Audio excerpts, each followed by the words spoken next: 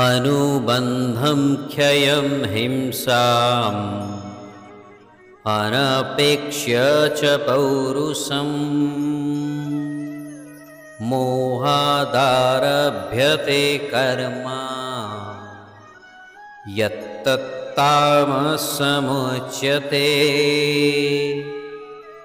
बंधुगण, जो कर्म बिना भावी चिंती एवं तार परिणाम विषय न जानी करा जाई थाए सेई कर्मरे हिंसा मध्य उत्पन्न होई पारे एवं सेपरि कर्म को तामसिक कर्म कहा जाए।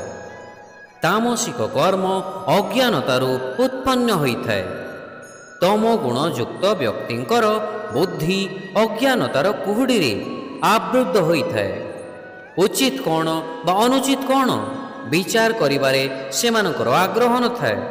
सेमानकर आग्रह केवल निज प्रति एवं निजर स्वार्थ प्रति रही थाए।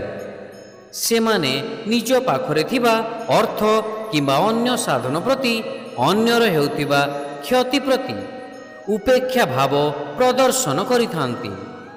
एहिपरि कार्य तांक निजर एवं अन्य मानकर क्षति साधन करिथाए। श्रीकृष्ण क्षय शब्द प्रयोग करिछंती जार अर्थ अवनति अटे। तामसिक कर्म व्यक्तिर स्वास्थ्य एवं सामर्थ्यर अवनति कराई थाए।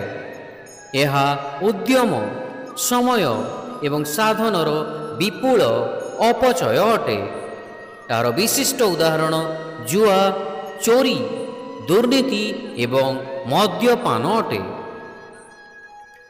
शिक्षा जो कर्म भ्रमरु जात हुए तथा निज सामर्थ्यर विचार न करी परिणाम हानि एवं अन्य मानकर क्षति को उपेक्षा करी करा जाई थाए ताहा तमगुणी कर्म अटे।